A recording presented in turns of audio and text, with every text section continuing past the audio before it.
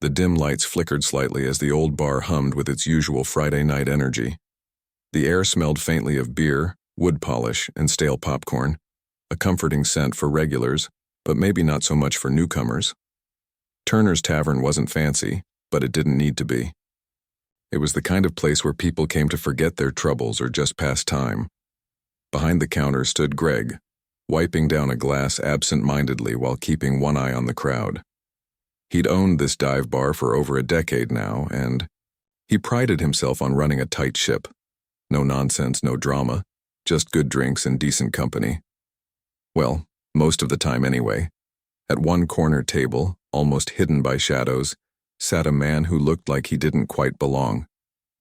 He wore a plain hoodie and jeans, his face unshaven, his posture slouched. If you looked closely, though, you could see something different about him. There was an intensity in his eyes, like he'd seen things most folks only dreamed about, or had nightmares about. That man was Jake, and tonight he was trying to drink away whatever demons were chasing him. Jake had come home recently after years of being gone. He wasn't the same guy who left town all those years ago. Back then he was full of ambition, eager to serve his country. Now he carried a weight that no amount of alcohol could drown. But tonight, he wasn't thinking about any of that. Tonight he just wanted to blend in, to feel normal again, even if it was just for a little while. He ordered another round, his voice low and steady at first. But as the night wore on, it started to slur. His movements became less coordinated, and when he got up to head to the restroom, he stumbled slightly. Nothing major, nothing anyone else might have noticed, but Greg did. And Greg didn't like messes. "Hey," Greg called out, pointing toward the door. "I think you've had enough, buddy. Time to go." Jake froze mid-step, turning slowly to face Greg. For a moment, there was silence between them. Then Jake tried to argue, saying he was fine, that he wasn't causing trouble. But Greg wasn't budging. This wasn't personal, it was business. Still, that didn't make it hurt any less for Jake. Being told to leave felt like yet another rejection, another reminder that he didn't fit in anymore. Not here, not anywhere.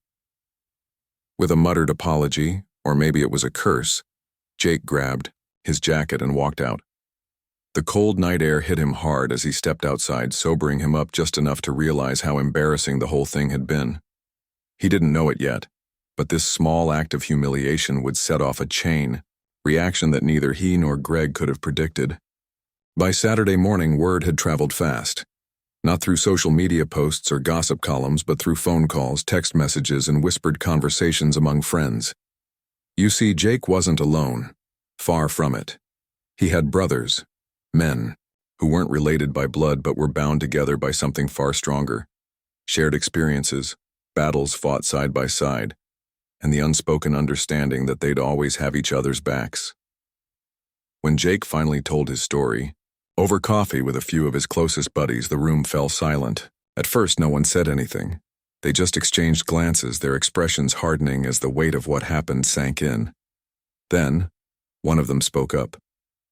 "He did what?" The tone was calm, but there was an edge to it, a quiet anger simmering beneath the surface. It didn't take long for the news to spread beyond that small group. By noon, nearly 24 men had gathered at a local park, where they often met to catch up. These weren't ordinary guys. These were warriors. Men who had trained together, deployed together, and survived situations that would break most people. Their bond wasn't just friendship, it was family. And when one of them got hurt, even in a place like a bar, it mattered. "So, what do we do about it?" someone asked after Jake finished recounting the events of the previous night. His voice was steady, but there was a fire in his eyes.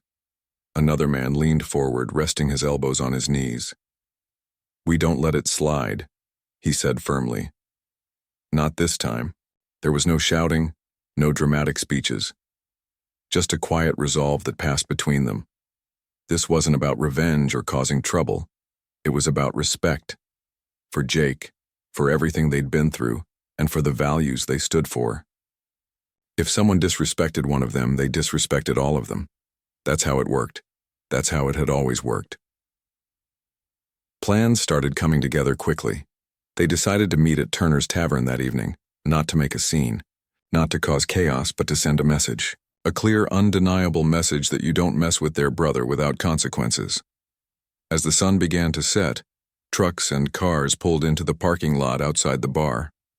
One by one, the men stepped out, dressed casually, but carrying themselves with a confidence that turned heads. There was nothing flashy about them. They wore jeans, boots, and jackets, but anyone watching could tell they weren't your average patrons. Their presence commanded attention, even before they walked through the door. Inside, Greg was wiping down the counter, completely unaware of what was about to unfold. The bar was already filling up with its usual crowd, laughing and chatting over drinks. But as the door swung open and the first wave of men entered, the atmosphere shifted. Conversation slowed, then stopped altogether. People turned to look, curiosity mixing with unease. Who were these guys? Why did they look like they meant business? Greg looked up from behind the bar, his hands pausing mid-wipe. His stomach tightened as he counted the number of men filing in, 10, 15, 20, and realized they weren't stopping. Every seat at the bar filled up within minutes, and more stood around the edges of the room, arms crossed, eyes scanning the space. The energy in the room changed instantly. It was electric, charged with tension. One of the men stepped forward, standing directly in front of Greg. He was tall, broad-shouldered, and carried himself with authority. When he spoke, his voice was calm but firm, cutting through the silence, like a knife. "We're here because of what happened last night," he said, locking eyes with Greg. "You kicked out our friend, our brother."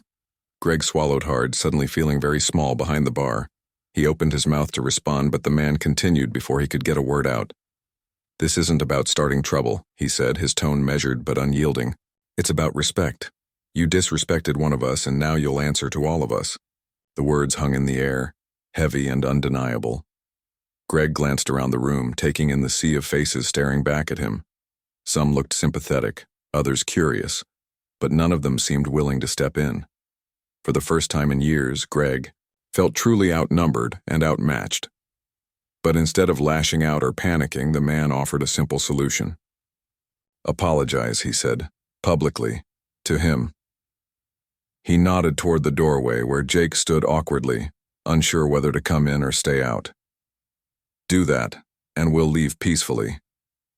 Greg hesitated, his mind racing.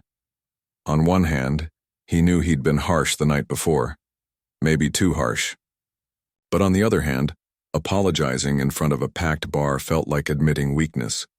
Still looking at the determined faces around him, he realized he didn't have much of a choice. Slowly, reluctantly, he nodded. "Fine," he muttered, stepping out from behind the bar. As he climbed onto a stool to address the room, he couldn't help but feel like this moment was going to change everything, for better or worse. Greg climbed onto the stool, his hands gripping the edge of the bar for balance. The room was dead silent, every eye fixed on him. He could feel the weight of those stares pressing down, making it hard to breathe. For a man who prided himself on running a no-nonsense establishment, this was unfamiliar territory. He wasn't used to being the center of attention, especially not like this. He cleared his throat, the sound echoing awkwardly in the quiet room. Listen up," he began, his voice shaky at first. Then, summoning what little courage he had left, he raised his chin and tried again. "I want to say something about last night." The crowd didn't move. No one spoke. Even the jukebox seemed to have stopped playing, as if the whole world had frozen just to hear what Greg had to say. Over by the doorway, Jake shifted uncomfortably, his arms crossed tightly over his chest. He hadn't asked for any of this. All he'd wanted was to drink a few beers and forget about the things that haunted him. Instead, here he was, standing in front of a room full of people watching him like he was some kind of spectacle. "I made a mistake," Greg continued, his voice growing steadier. "Last night I kicked out a guy who didn't deserve it. Jake." He paused, glancing toward the door where Jake stood. "You weren't causing trouble. You were just trying to unwind, and I let my frustration get the better of me. I'm sorry." The apology hung in the air, raw and unpolished. It wasn't perfect, it didn't come with flowery words or grand gestures, but it was honest. And honesty, even when it's uncomfortable, has a way of cutting through noise. For a moment, nobody reacted. The silence stretched on, heavy and uncertain. Then slowly Jake nodded. He didn't smile or cheer, he just gave a small, almost imperceptible nod. But that was enough. The tension in the room eased ever so slightly, like a storm cloud breaking apart after days of relentless rain. One of the men sitting at the bar, the tall, broad-shouldered leader who had spoken earlier, stood up. His chair scraped against the floor, the sharp sound snapping everyone back to reality. Without saying a word, he walked over to Jake and clapped him on the shoulder. It was a simple gesture, but it carried meaning. Solidarity, support, brotherhood. "We're done here," the man announced, raising his voice just enough for everyone to hear. "We came to make sure our friend got the respect he deserved, and now that we've seen it—" He trailed off, letting the sentence hang unfinished. Turning back to Greg, he added, "Don't let it happen again." With that, the group began to file out. One by one they stood, nodded at Jake, and headed for the door. There was no lingering anger, no threats, no unnecessary drama. Just quiet dignity. As they passed Greg, some offered brief nods of acknowledgement, while others ignored him completely. Either way, the message was clear. They weren't there to cause trouble, they were there to protect their own.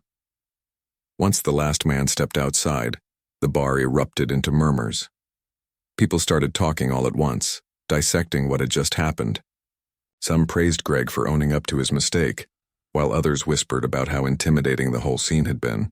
A few customers even joked about never wanting to cross those guys, not unless they wanted to end up on the wrong side of a very serious stare-down. Jake lingered by the doorway for a moment longer, unsure of what to do next. Part of him wanted to slip out quietly, disappear into the night like nothing had happened. But another part, a stronger part, knew he couldn't walk away without saying something. So he took a deep breath and approached Greg. "Thanks for apologizing," he said simply, his voice low but sincere. "I know it wasn't easy." Greg looked up, surprised. He hadn't expected gratitude from Jake, not after everything that had gone down, but there it was, plain as day. "Yeah, well," Greg shrugged, rubbing the back of his neck. "I meant it, what I said. I shouldn't have treated you like that." Jake nodded again, his expression softening. "Appreciate it," he said. Then, after a beat, he added, "But for the record, your call last night, it wasn't totally wrong. I probably had had too much to drink. Doesn't excuse how you handled it, but I get it." That caught Greg off guard. Here was Jake, the guy whose life had been turned upside down because of him offering understanding instead of resentment. It was humbling and unexpectedly human.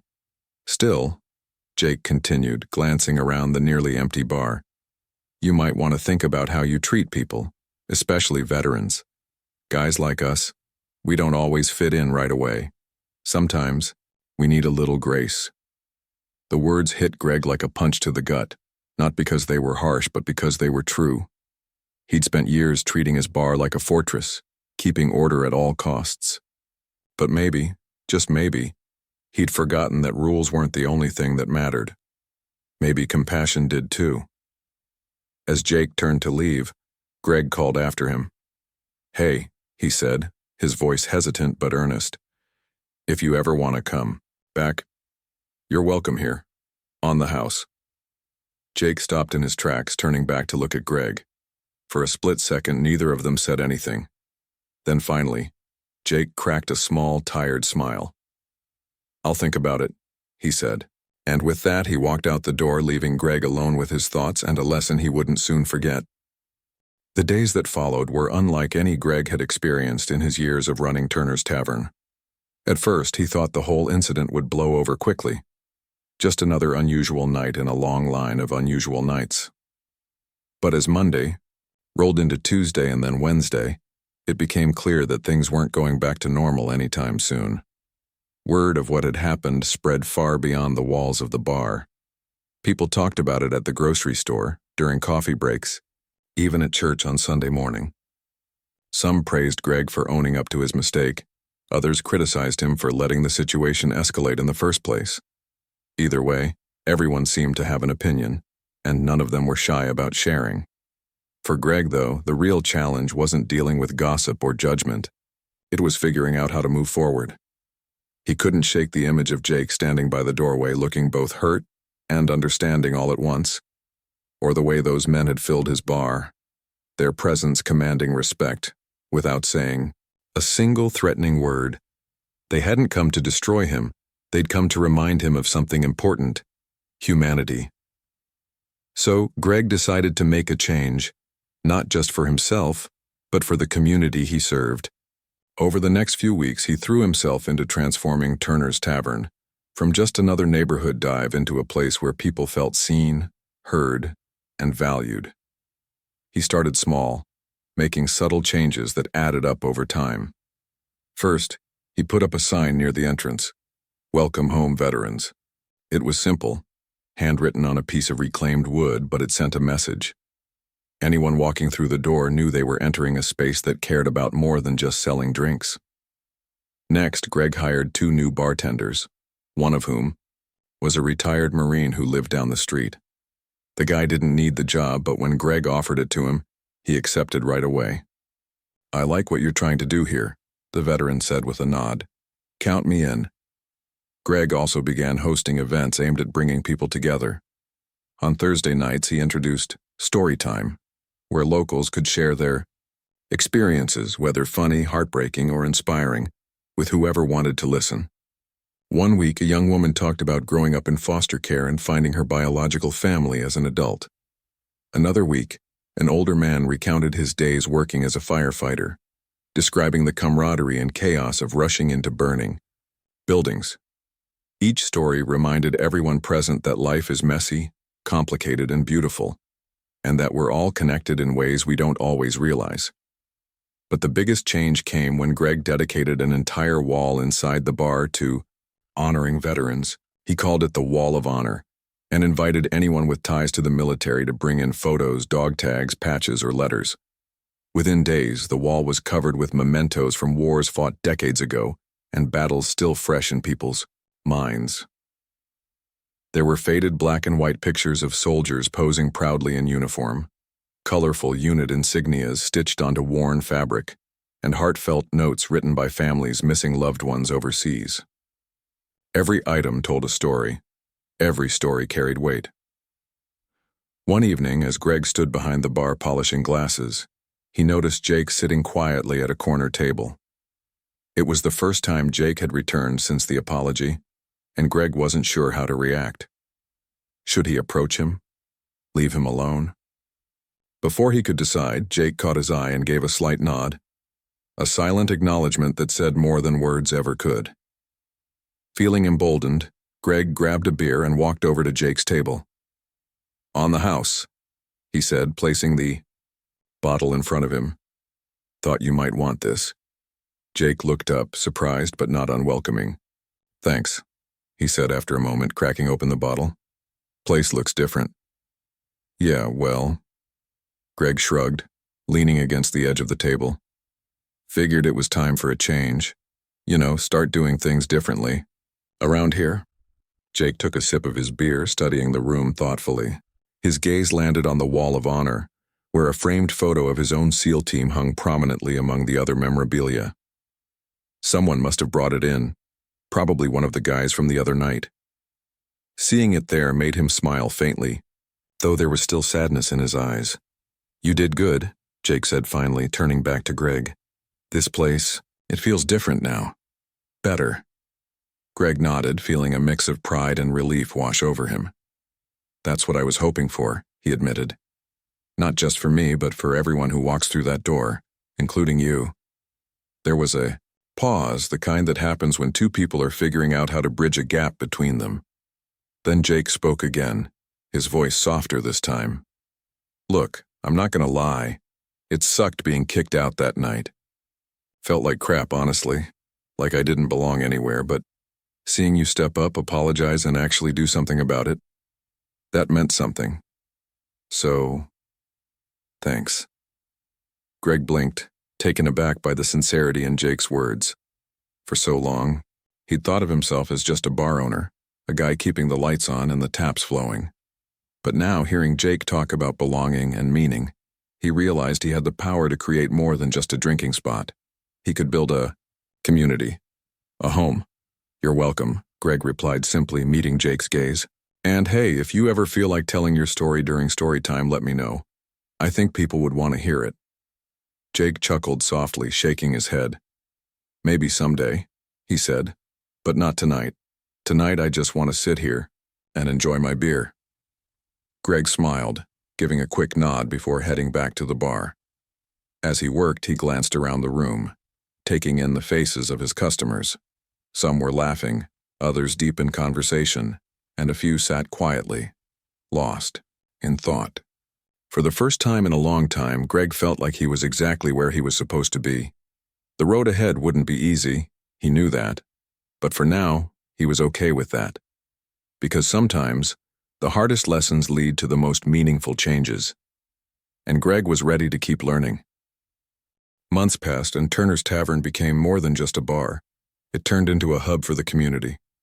The changes Greg made weren't flashy or expensive, but they mattered. People noticed. Word spread not just locally but across town, drawing in new faces who wanted to see what all the fuss was about.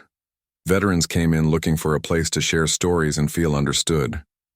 Locals stopped by to catch up with friends or listen to someone else's tale during story time. Even tourists passing through would peek inside, curious about the Wall of Honor and the handwritten sign near the door. One Friday evening, as Greg stood behind the counter wiping down glasses, he realized something. The energy in the room had shifted. It wasn't just louder or busier. It felt alive. Conversations buzzed around him, some lighthearted, others deep and reflective, but there was an undercurrent of connection. Strangers introduced themselves to one another. Regulars greeted newcomers warmly. For the first time since opening, the bar, Greg felt like he'd created something bigger than himself. That night marked a special occasion. Turner's Tavern was hosting its very first Veterans Appreciation Night. Greg had been planning it for weeks, enlisting help from Jake, the retired Marine bartender, and a few other veterans who frequented the place. Together they organized everything, from live music performed by a local band whose lead singer was a Navy veteran, to a raffle where proceeds went to a charity supporting wounded warriors. There were even free meals for any active duty service members or veterans who showed up. As the clock ticked closer to 7 p.m., the parking lot began filling up faster than Greg expected. Cars lined the street, trucks parked bumper to bumper, and groups of people spilled out onto the sidewalk. Inside, the bar buzzed with anticipation. Tables were pushed aside to make room for mingling, and balloons decorated the walls in red, white, and blue.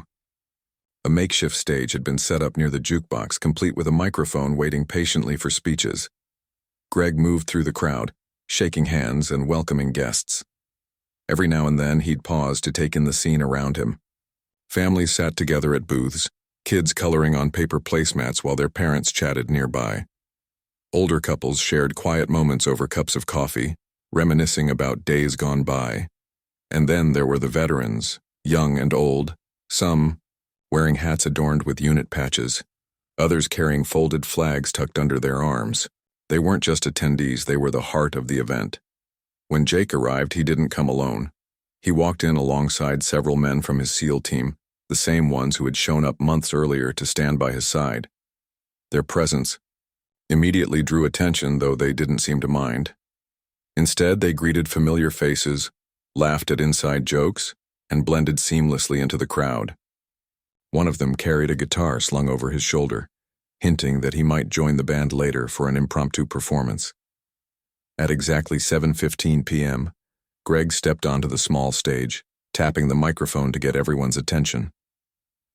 "All right, folks," he said, his voice warm and steady despite the nerves bubbling beneath the surface. "Thank you all for coming tonight. This means a lot, to me, to this community, and especially to the veterans we're here to honor." The room erupted into applause. cheers rising above the hum of conversation. Greg waited for the noise to settle before continuing. I won't lie to you. I didn't always understand how important it is to show gratitude to those who serve. But thanks to some tough lessons and some incredible people, I've learned. And I want Turner's Tavern to be a place where veterans know they're respected, appreciated, and loved. He paused, scanning the room until his eyes landed on Jake, who gave him a subtle nod of encouragement. So tonight, Greg continued, we celebrate heroes. Not just the ones who wear uniforms, but everyone who fights battles most of us can't see. We celebrate courage, sacrifice, and resilience, and we promise to keep showing up for each other, for our vets, and for this community. By the time Greg finished speaking, the entire bar was on its feet, clapping and whistling. Some wiped tears from their eyes while others raised their glasses in a silent toast. When the applause finally died down, the band launched into a soulful rendition of God Bless America, prompting everyone to sing along. Voices filled the room, blending together in harmony, a reminder that unity doesn't mean perfection. It means finding common ground. Later that night, after the speeches ended and the music softened, Greg found himself standing near the Wall of Honor. The photos and mementos glowed softly under warm lighting, each item telling a story of bravery and loss. He traced his fingers over a faded letter written by a soldier to his family, feeling the weight of every word etched onto the page. You did good, man, a voice said behind him. Greg turned to see Jake approaching, holding 2 beers. He handed one to Greg and leaned against the wall, his expression thoughtful. This place, it feels different in a good way. Greg nodded, taking a sip of his beer. Yeah, well, I'm still learning, but I think we're heading in the right direction. Jake smiled faintly, glancing around the room. You are. And hey, if you ever need help keeping this thing going, count me in. These guys too. He gestured toward his teammates who were laughing and chatting nearby. We'll always have your back. For a moment, neither of them spoke. The noise of the bar faded into the background, leaving only the sound of their breathing and the distant strumming of guitars. Then Greg chuckled softly, shaking his head. Never thought I'd say this, but I owe you guys a lot. More than I can put into words. Jake smirked, raising his bottle in a mock toast. Well, don't worry about putting it into words, just keep doing what you're doing, that's enough. And with that, they clinked bottles, sealing an unspoken bond forged through challenges, growth, and mutual respect. As the night wore on, Greg couldn't help but feel grateful, not just for the success of the event, but for the journey that brought him here. It hadn't been easy, and it certainly hadn't been perfect. But sometimes, the hardest roads lead to the most rewarding destinations. And Turner's Tavern? It was proof that change isn't just possible, it's necessary. As the clock struck midnight, Turner's Tavern began to wind down. The crowd thinned out gradually, with patrons lingering just a little longer than usual, savoring the warmth of the night. Conversations softened but didn't stop entirely. Laughter still bubbled up in corners, and the band played one last slow song before packing up their instruments. Greg stood behind the bar, watching it all unfold with a mix of exhaustion and satisfaction. His shirt sleeves were rolled up, his hands stained slightly from cleaning glasses, but he couldn't remember the last time he'd felt so fulfilled. Jake was still there, sitting at the same corner table where everything had started months ago. He wasn't alone anymore. 2 of his teammates sat with him, their chairs pulled close as they talked quietly. Every now and then, one of them would laugh, the sound carrying across the room like a ripple on calm water. It was strange how much had changed since that tense Friday night when Jake stumbled out of the bar, humiliated and angry. Now he looked lighter, not healed, not completely, but moving forward in ways that mattered. Greg decided to take a break from wiping down counters and grabbed a fresh beer for himself. He walked over to Jake's table, nodding at the men seated there. Mind if I join? He asked, holding up his bottle. Pull up a chair, one of them said, gesturing toward an empty spot. Greg hesitated for a second, unsure whether he was intruding, but then Jake gave him a small smile, one of those rare, genuine ones that made you feel like you belonged. So Greg did. He dragged over a stool and settled in, listening as the conversation shifted seamlessly between old war stories and plans for the future. "I heard you're thinking about starting therapy," one of the guys said to Jake, his tone casual but caring. "That's good. You should." Jake shrugged, leaning back in his chair. "Yeah, maybe. Gotta start somewhere, right?" "Better late than never," another teammate chimed in, raising his glass.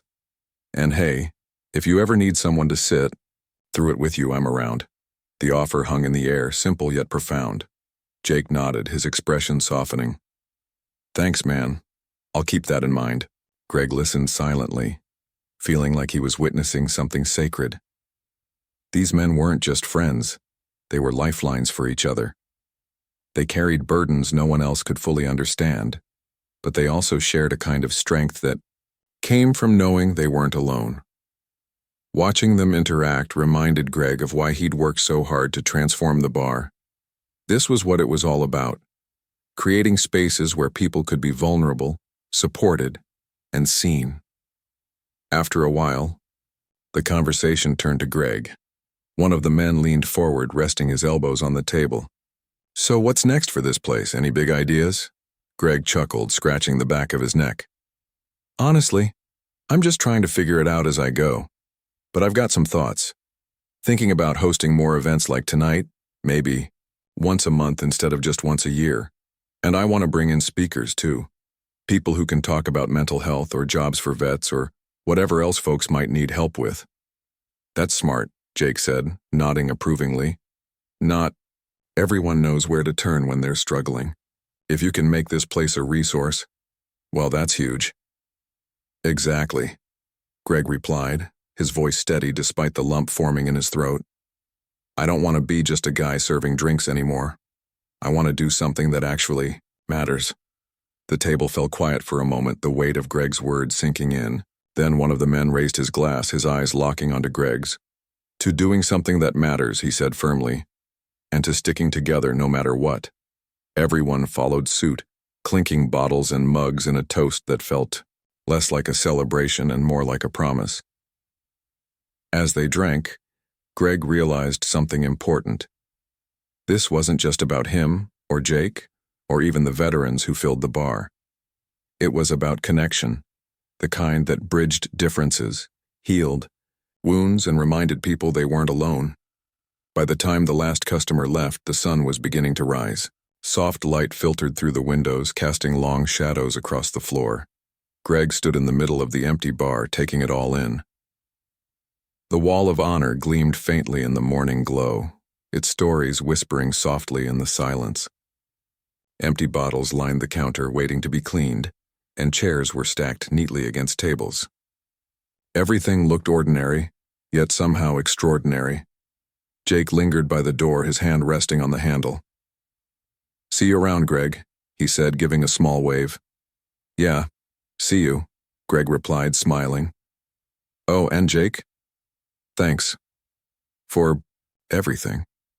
Jake paused, turning back to look at Greg. There was no dramatic speech, no grand gesture, just a quiet understanding that passed between them. "Anytime," he said simply. Then he stepped outside, disappearing into the dawn. Greg locked up. He thought about how far they'd all come. From anger and misunderstanding to forgiveness and growth, the journey hadn't been easy. But it had been worth it, because sometimes the hardest battles lead to the greatest victories. And Turner's Tavern, it was proof that even in moments of conflict, humanity could prevail. Greg flipped off the lights and headed home, ready to face whatever tomorrow might bring.